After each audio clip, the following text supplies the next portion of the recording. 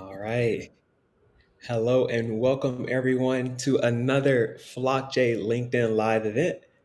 My name is Chris Cater. I'm the manager of customer success at Flockjay. And today we're going to be focusing on sales training that keeps up with your reps. Now, before we jump in, we do have some housekeeping. This event is being recorded, so not only can you all enjoy it right now live, but you can send it to your family and friends, to your peers and your colleagues, and even watch it again later to get all of this great gold and tips we're getting ready to share today. We also want this to be an interactive session, so please comment, like, throw some questions down, and we'll be glad to answer them throughout the session and afterwards as well. So be sure to engage with us. Now, without further ado, I'm getting ready to introduce our guest for today. And I'm going to have Bricklend introduce herself to you all and let her know a little bit about her. Hey guys, my name is Bricklend Ward. I am the senior manager of BDR and enablement at Alyce. We are a gifting platform for personal, thoughtful, and relevant gifts to kind of set yourself aside from the sales noise. I have a long line of sales in my past in all different venues and all different verticals, some small, some large, and I've picked up some tips and tricks along the way. At Alyce, we talk about our 5 to 9. We always know what everybody does in their 9 to 5. Your LinkedIn tells you. But we talk about our 5 to 9, kind of what sets you aside outside of your professional description. And so mine is that I'm an artist, I'm a mom, and I love to travel. Yes, yes. Thank you so much. And you all, I knew that Bricklend was not going to gloat on herself, so I'm going to do it for her and share some more things that I know. Like Bricklend was selected as one of the 100 powerful women in sales, which is amazing. Shout out to you, Bricklend. Thank I you. know for a fact that she's great at engaging and helping others be better with sales. So definitely check out her LinkedIn to get some tips and recommendations on elevating your sales performance. So I had to take that 20 seconds to gloat on you, Bricklend. I appreciate it. Thank you. All right, so the first question that we have today that we're going to learn from is Bricklend, what changes are you seeing in how your reps sell in this market today? I think the biggest change is being that personal, thoughtful, relevant. With COVID, we were kind of forced into what we call the new abnormal. And it used to be you could call the corporate number, you could go through a directory, and you could talk to a decision maker most of the time. Now, between being remote, being in the office, being hybrid, you never know where you're going to connect with people. So the old like spray and pray method doesn't work anymore. You have to find ways to connect personally with each person. And so, where it used to be kind of the law of large numbers, if you send enough emails, if you made enough calls, the likelihood is that you would connect. Now, it's more on the personal and thoughtful side. As many companies move to an ABM approach or more quality over quantity, we find that sales reps are now having to do more research on the decision makers. They're having to find new, unique ways to connect. And a lot of the companies they have their own sales methodology and their own sales enablement tools. And so they recognize the Marketo emails and they recognize some of the dynamic tags. So you're having to find a way to make it more personalized and show that you are connecting with them one on one rather than you're hoping that they're going to be a number. For example, whether it be sending a personalized gift, like with Alyce, or sending a video to go along with your outreach, so showing that you're a real person connecting with a real person and really trying to establish that relationship rather than just hoping you click on a link in an email. I love that so much. People talking to people, not company to company. That Yeah, that's what I tell personalization. my reps daily. Like you are selling to people. Like they put their pant legs on one leg at a time. They put their head down at night with the same worries you do. You don't have to be intimidated when you call somebody or when you send a relevant email or a video. Just know that you're talking to another person. You just have to find a way to connect with that person and make it valuable to them. Yeah. And one of the other questions I have, you were sharing about some of the new philosophies and sales of going forward. And one of the things you mentioned was ABM. There may be some listeners out there, including myself, who may not be familiar with ABM. So could you share a little bit about what that Yeah. is? Yeah, absolutely. Account-based marketing. So rather than having a geo or a territory like in days of the past where like I had all of North and South Carolina for this size companies, it's more of a named account model where you may have some sort of lottery at your company where you get to pick your accounts, or there may be like a tiering system and you get a certain number of tier one, tier two, tier three, et cetera, that you're engaging with, and it allows you to be more focused on your accounts. It allows you to use tools like Zoom Info or Sixth Sense or a combination of those and be able to track intent scores.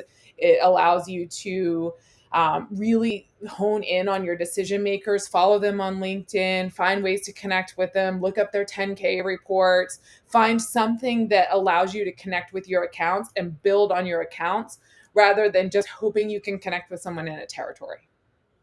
That makes a lot of sense. So you shared with us some of the changes that we're seeing right now, and whether that's the philosophy of the company or just the fact that we need to be more personal to reach people.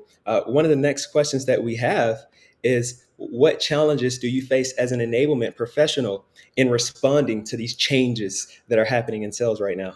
Yeah, so we're facing the same challenges, right? So we're remote, we're hybrid, we're some of us are in offices, we're across the country from each other. So not only are we having to learn to sell in that world, we're having to learn in that world. We're having to learn to be adaptable. We're having to constantly work on that kind of change management and figure out how to keep up with that changing market. Yeah, that is true. You're right. You would be going through some of the same challenges that the sales professionals and sales reps are going through.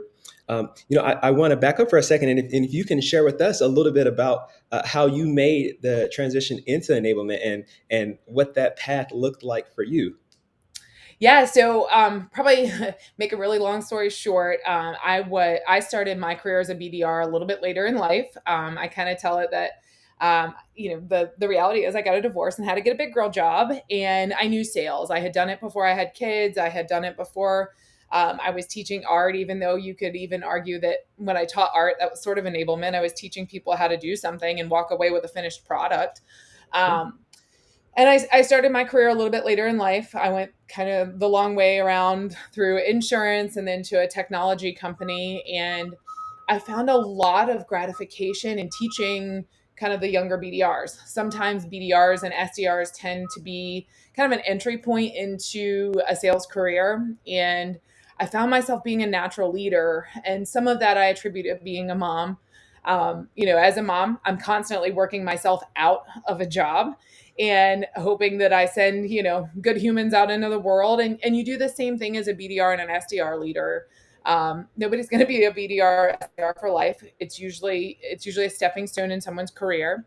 And I found so much reward in teaching others how to do it.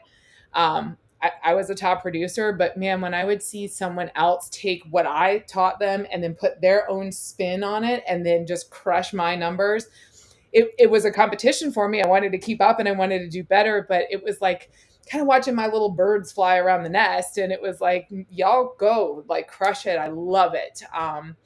One of the things that I found for me that was personally rewarding was finding people's professional love language, right? So, I think this is pretty common in the sales world. We have a lot of like sports players and really competitive people. We're all coin operated for some way or another.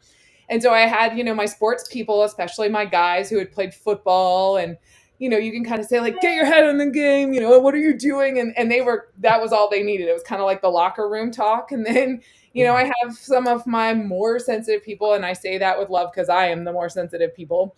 That you kind of have to build them up and be their therapist or be their kind of confidant and find a way to connect. And so, when people started working for me, I would find what made them tick pretty quickly. And once I could figure that out, I could figure out how to enable them. I could figure out how they were going to learn. Was it a visual learner? Was it, a hands-on learner? Did I need to show it to you one time and then have you walk me through it a couple of times? Um, so it really is just figuring out how to reach people first, and then how to teach them how to respond to the ever-changing market that we're working in, and the ever-changing products, the ever-changing roadmap, the ever-changing competitive landscape. We have to keep up with that as salespeople constantly. Like, they say that nobody multitasks well, you just do a lot of tasks poorly at the same time. But as salespeople, we have to keep so many balls in the air. And for enablement, I have to teach other people how to do that. And for me, it was just that passion in watching other people thrive. I love that. So I love how you tied together. It was your life experiences and some of your career experiences, and then on top of you actually doing the role, it created this kind of perfect combination for you being able to teach that. And it sounds like you were able to use some of your experiences to say, hey, look, I know that some people may not respond to this as well. So let, let me try this. Yeah, And that sounds like one of the ways that you were able uh, to really personalize, kind of like you said the reps should do. You're able to personalize your approach with that's each of it. the reps that you enabled. I love that. That's it. And that really leans into the next formal question that we have on the slide, which is how have your enablement efforts had to adapt now that we're talking about some of the challenges and changes that are going on right now? What have you had to change based upon those challenges and changes? Yeah, I mean, I think that we've had to adapt in a couple of ways. We've had to adapt to the market. We've had to adapt to some changes within our company. We've had some leadership changes. One of the positives and negatives in being a smaller company is, people come in, they get their experience, and then they go to a bigger company. And so your leadership is changing, and we have to be adaptable to that. And we celebrate it. Like, it's not, it's a sad day for us to say goodbye, but we celebrate it at Alyce. The people getting their wings and kind of soaring. And but when that happens, change happens, and so we're having to adapt to that. And like most technology companies, our technology is constantly evolving, so we're having to evolve with it. We're having to evolve our conversations. We're having to evolve our competitive pitch. We're having to evolve just our overall sales pitch. And I think that adapt is probably the key word there, that salespeople have to be adaptable or you'll get passed by. So, when we think of enablement and when we create these enablement sessions, and we look at the needs, we have to figure out how we're adapting with the market to position ourselves at the top. Um, and it's something new every day, every week. We have new people, we have tenured people, we have new products, we have new partnerships. So it's kind of having a close ear to the ground. And I will say that at Alyce, enablement is very much not me. It's I get to kind of be the face of it, but I have a phenomenal sales enablement manager. We have phenomenal product marketing managers. Our marketing team is amazing. And we've built great relationships with them so that it's interwoven. We've got some new leadership, so we're looking at some new enablement technology, and we're going to have to adapt to that as well. But it will also improve our enablement solutions. And we're in kind of a unique position that not only are we enabling our internal team, but we're enabling our customers as well. So we have to be on our toes, and we have to be at the very top of our game. Yeah, yeah, and so the adaptation and changes, and those are some of the core things I hear a lot in the statements you were saying, and from others as I'm talking with them.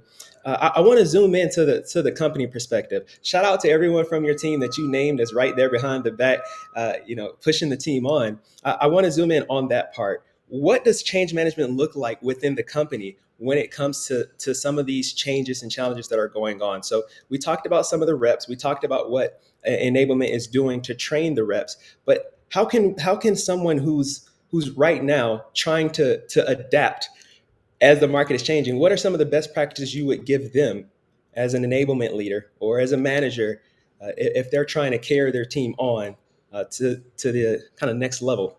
Yeah, I think that my favorite, they talk about in sales and in enablement, where managers and where leaders should spend their time. And it's really on your, kind of your B and C players, right? So your A players, they're crushing it. They already have it. They keep up. They're constantly evolving. They're on their game, right? And you have your D players who are probably your newbies, maybe your strugglers. Um, you're probably not going to spend a ton of time with them. You hope that you either have a team or you know that this might not be the right role for them, and that's okay too. Right. As leaders and enablement managers, we want to focus on those B and C players and make them A players. But then we rely on those A players to invest back in their team, right? So, it's great for the leaders to say, do it like this, or this is exactly how we're going to execute. But it's really us giving direction. Where your A players and your team leads and your top producers come in is to show. And so a lot of times you can take like a B plus player and Yeah. have them work on like your C minus players, and you'll realize how much they know by how much they're able to teach. And sometimes when they're teaching, they go back to the basics themselves. So they say, like, when I was in your shoes and brand new or struggling, I did A, B, C, and D. And sometimes it's like, oh, I should probably go back to doing that too. That really worked. And so when you teach someone else to teach, you teach someone else to enable, you empower them to enable others. You get them to meet those others where they are and lift them up with them. Yeah, I love that too.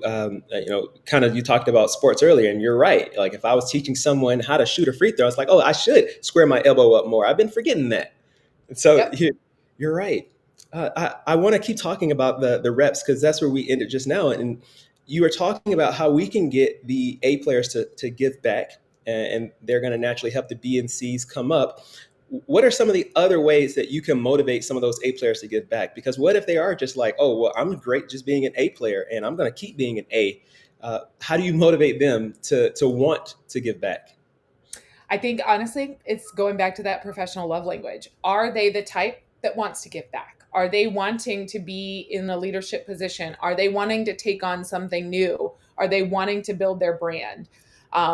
When I very first start coaching my new people, obviously we get them through the like drinking through the fire hose stage where they're learning all the products, they're learning all the technology. Once we get past that, that's when we start having the conversations of like, what do you want to be when you grow up? What's the next step for you? Like, we are always starting with the end in mind.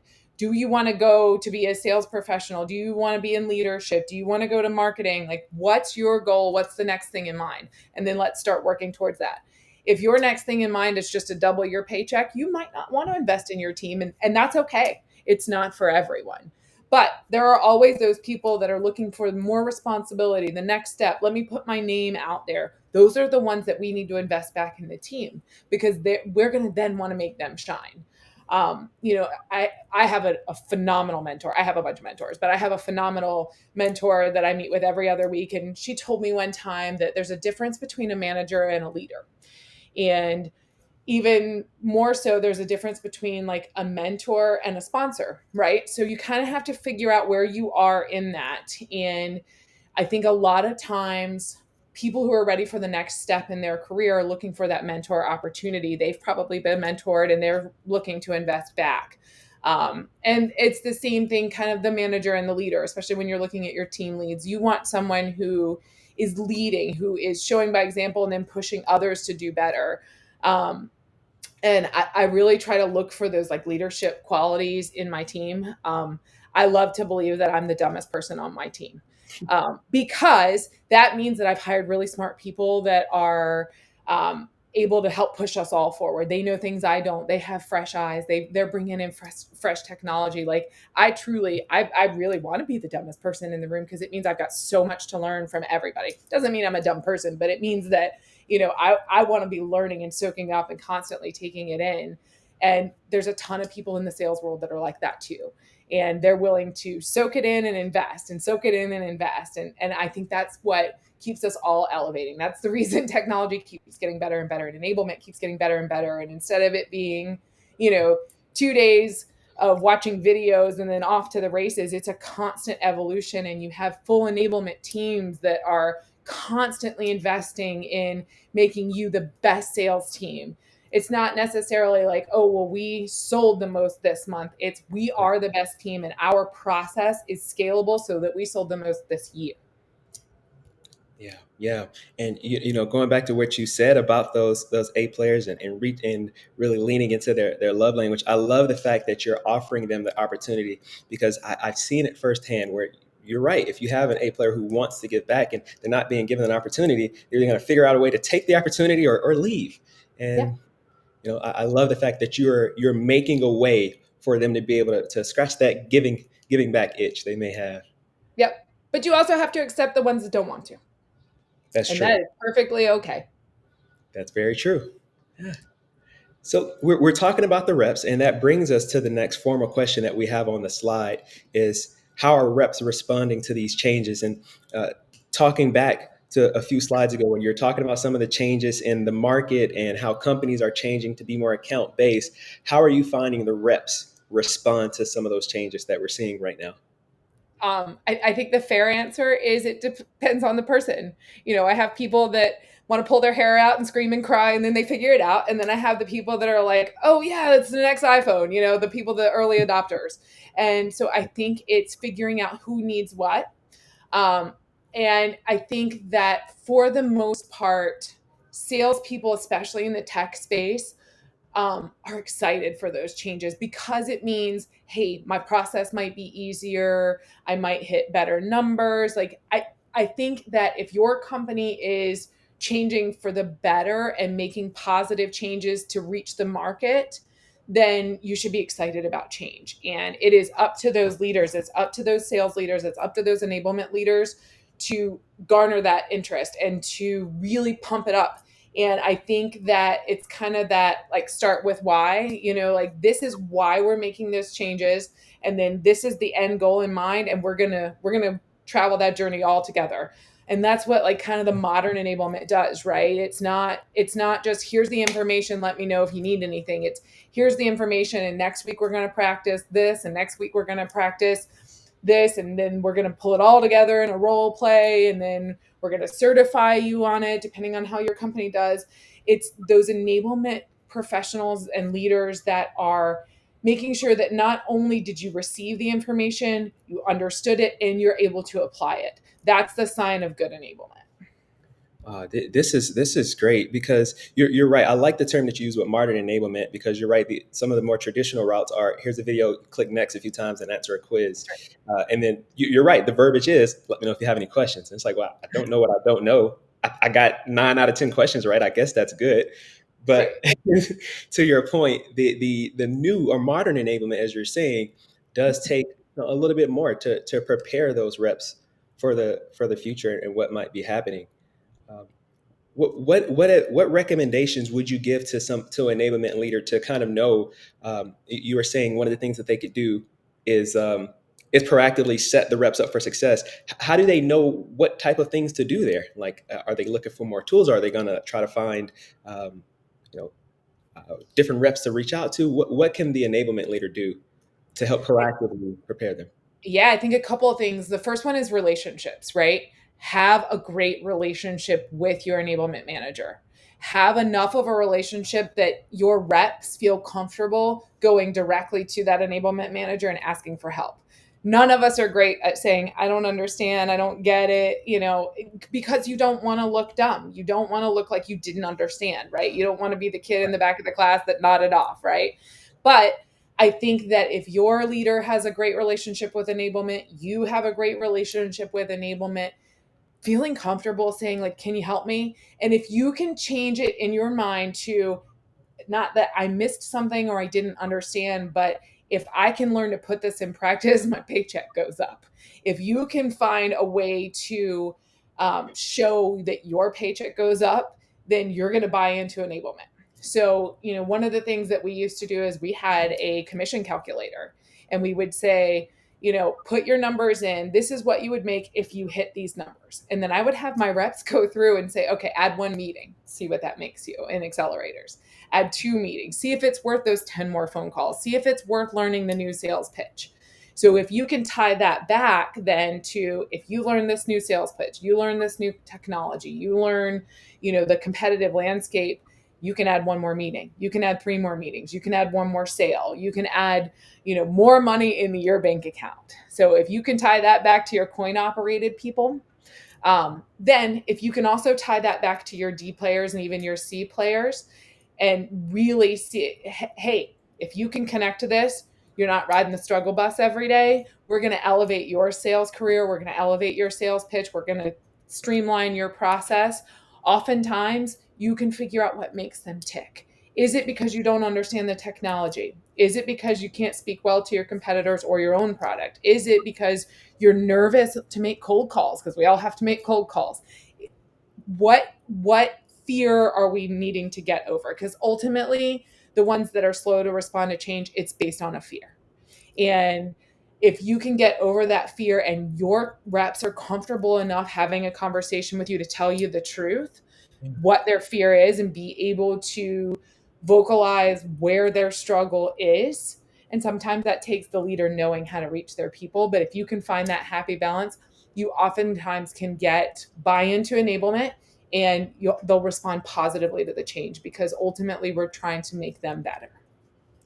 Yeah, yeah. I mean, we've circled back to that big change word, and so far you shared different reps, and you've talked about their different language that you lean into to make sure that you're enabling them the best that you can. We've talked about a few different reps, but one of the ones I'm curious about is, what about the reps who don't want to change because they feel, hey, things are already successful. Why do you need to change what's working? If the company sees that we need to make a change, but the rep may not see that a change is necessary, how are you overcoming challenges like that to be able to say, hey, this change is necessary? I think that it comes in having that relationship with your leadership or with your reps. There are some changes that in some regards can be, I guess, optional. Maybe it's a new tool that helps with intent, for 6 cents, for example. If you're crushing it, you might not have to use it. However, you know do you want that promotion? Do you want the bigger paycheck? Like, you decide. It's almost kind of as simple as when you're talking to kids: eat your vegetables so you can have your treat. If you don't want to eat the vegetables, that's fine. Your belly will still be full, but you're not getting the treat. Your paycheck will still be full, but you're not getting the bonus. It's kind of that same thing. I kind of have a philosophy with mine that, if you don't want to do it my way, show me that your way is just as successful, right? So you can show me your way. If your way is just as successful, I'll understand that we're all different people and we bring different skill sets to the table. So if your way is crushing it the same as my way, go ahead. But if your way doesn't crush it, you're going back to my way. And we're going to try that for 90 days. And we kind of like reset those expectations. Now, that being said, that is not applicable to every situation.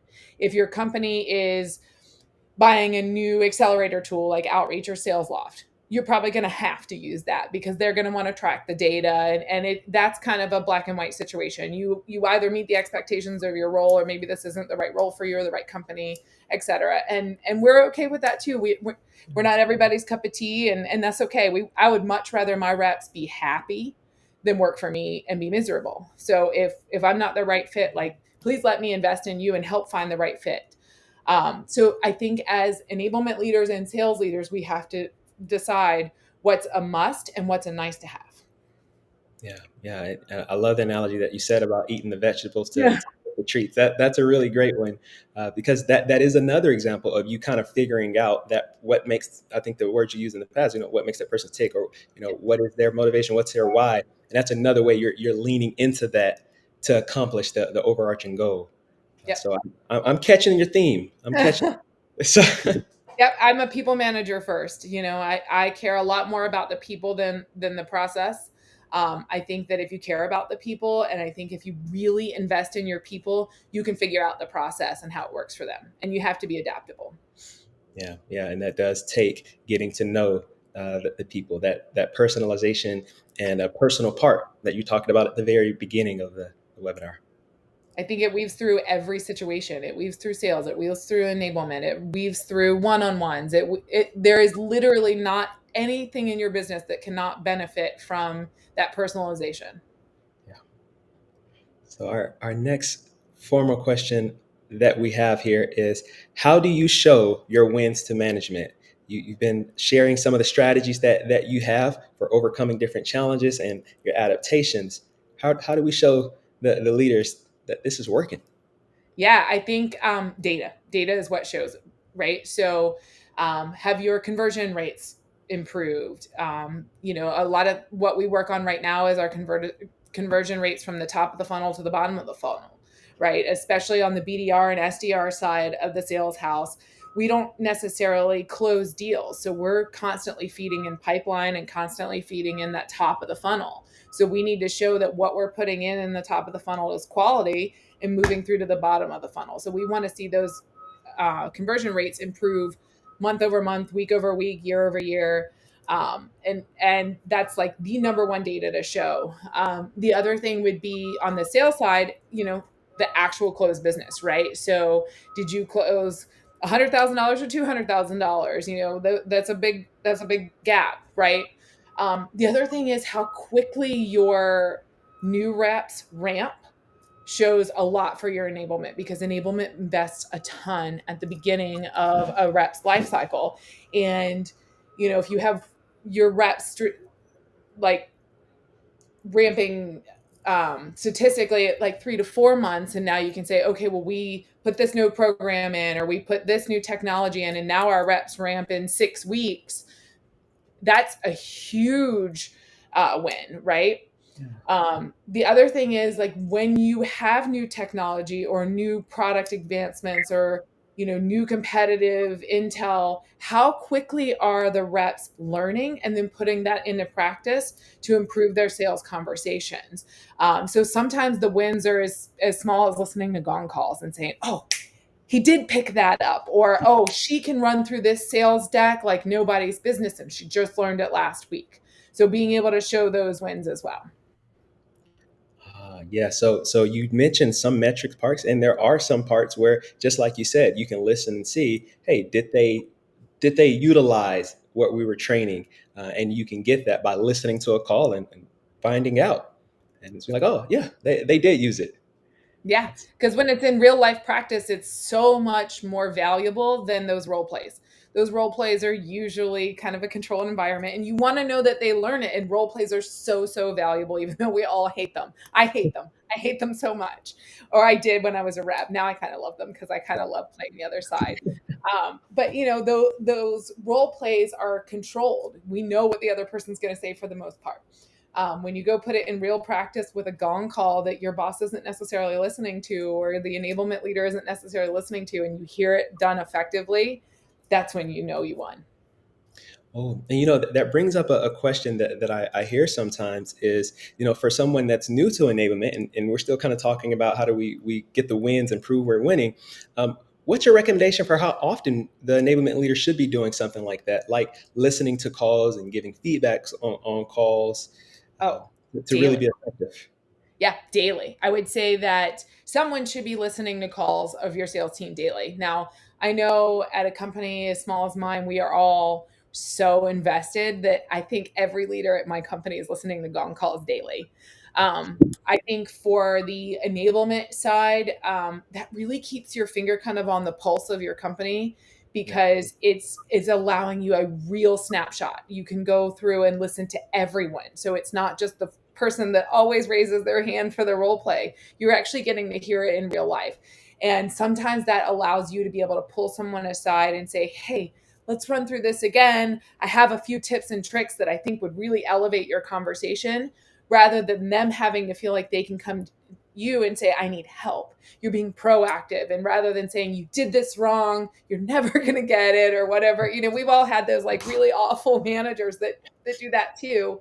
Then you can be proactive and you can say, like, hey, I thought of something. I was listening to your call the other day, and I thought of something that your personality would just go so well with this pitch. Let me help you. Let me teach you to pitch that, and then we'll put your spin on it. Or, oh, I was listening to you talk about your competitor the other day, and I don't know if you know that we have this white paper that you can actually read off of and then send it to them as part of your follow-up process. So you can hear like the little things that maybe they got some nerves in them in those first couple of calls, and you think, I can help elevate this for the next time. And sometimes it's just putting a couple little notes on the gong call, like, nice job, love how you said XYZ, or, oh, did you know that we actually have a competitive paper that you can send on that? I love that you talked about it, like, follow this up, take it to the next level. So I think gong calls, for the most part, are super positive.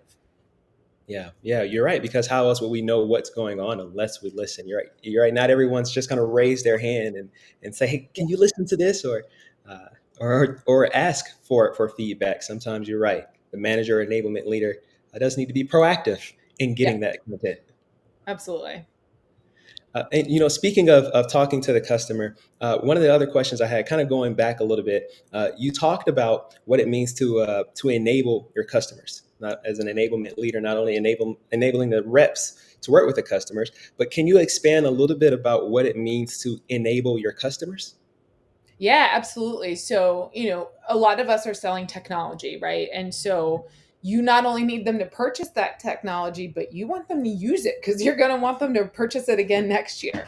And so the faster you can get your customers onboarded and adopting it and using it as part of their everyday tools, the stickier you make that, the better your renewals are. And I can promise you, if you don't care about renewals, your company does. So if you're part of the sales team that doesn't necessarily own your accounts once they're sold, I promise you your CS and CX teams care a whole lot about that. So the faster you can enable them and get them to adopt it, the better overall your product is going to be. And I think that remembering that, these are customers, these are someone we cared enough about to reach out to them and connect with them. We're going to care about them as much through the onboarding and the life cycle of them being as a customer as we did when we were trying to acquire them. So it's that same kind of professional love language, meeting them where they are, making sure that whichever rep is responsible for maintaining that account learns their customer, learns their names, learn something small about them. Even if you keep a notepad, like, Bobby Sue has 2 kids and a cute little Frenchie, or, anything that you can kind of connect back, you will build that relationship, and it makes enabling that customer so much more valuable. Yep, that personalization coming right Yep, back around. Yeah. absolutely. So we're getting so many gems. I have to ask another that I think could help some people that are listening. Could you share with us some other ways that you're working to kind of increase the rep engagement? So with the training material. So you talked about how much your approach of personalization can help you connect with the reps when it comes to training the customers or training the customers directly. How are you increasing the engagement of some of the training materials that you're building for those reps? So I think it's a couple of things. I would highly suggest having a weekly enablement session. It's at the same time every week, and maybe sometimes it is a refresher, maybe it's sometimes just a Q&A, like, hey, bring whatever you need help with. Sometimes it might be a formal training, you've got a product release and you already have that held, so the expectation is every Thursday at 10 a.m. we have an enablement session. You're going to walk away with something valuable. If that expectation is already there, then it's literally just figuring out where the needs are in your business, and that's where you need to work with leaders and with reps and figure out what's kind of the point of contention for the coming weeks, and have a roadmap laid out. Know what's coming up, let your reps know what's coming up, and that way they can suggest, oh, we know that there's this white paper but we can't ever find it, or, I know we did this new product training but I don't understand how to talk to it, or like my customers keep asking the same questions and I don't know how to answer it. Those are the things that you need to bring to those weekly enablement sessions. Now, that doesn't mean that you can't schedule for a team an extra enablement session. Like, let's say your BDRs need some training that maybe the sales team doesn't need yet. So you can schedule those. But I think depending on the size of your company, having a weekly enablement session that you have a placeholder where you can constantly be in checks and balances of what's working and what's needed. Yeah. Yeah. Thank you so much for sharing. We're coming close to time. So I really appreciate all of the gems that you've given us today about personalization, adapting to change when it comes to us being a rep, or adapting to change about us being a leader or a manager, the changes that happen in sales or the changes that happen for the organization. You've given us so many tools and things that we could think about as we go through and progress. And one of the big keys I saw was personalization. Uh, Absolutely. whether with the customer or with the reps, is a huge key for success. With our last question, I would like, before we end, if you could just share. I think for this ending, we're going to focus on the leaders. If you could Okay. focus your best tip and recommendation, kind of wrapping this all up and ending for going forward. So we're ending this LinkedIn live. I'm a sales leader, and I want to walk away and make sure that my team is getting ready to be some straight rock stars. What's the best tip and recommendation that you can give me to make my team the best they can be? Get to know your team. It goes back to that personalization. Get to know them as people instead of the numbers they're putting up on the board for you. Learn what makes them tick, learn what makes them happy, learn a couple of things outside of their professional world, learn their 5 to 9s. Because if you can figure out who your people are, you can see them on the days where they're sitting at their desk like this, or, oh my God, he's gotten coffee 15 times. I know he's not drinking this much. He just needed to walk away from his computer, and be proactive before they're overwhelmed. Find what makes them tick. If it's your football people, put the sticker on their helmet and tell them to get their head in the game. If it's, you know, your anxiety basket cases like me, ask them if they want to go for a walk around the block, or if they want to chat about their weekend plans or whatever. Find a way to connect with each one of them personally. You will find how to connect with them professionally so much easier, and you'll be able to actually invest in your people. And to me, that's what goes back to that difference between the manager and the leader. I tell my team, if I'm ever managing you, one of us is in the wrong spot, because that's not how I want to lead my team. I want to be the leader. I'm willing to jump in the trenches with you, but I work for you.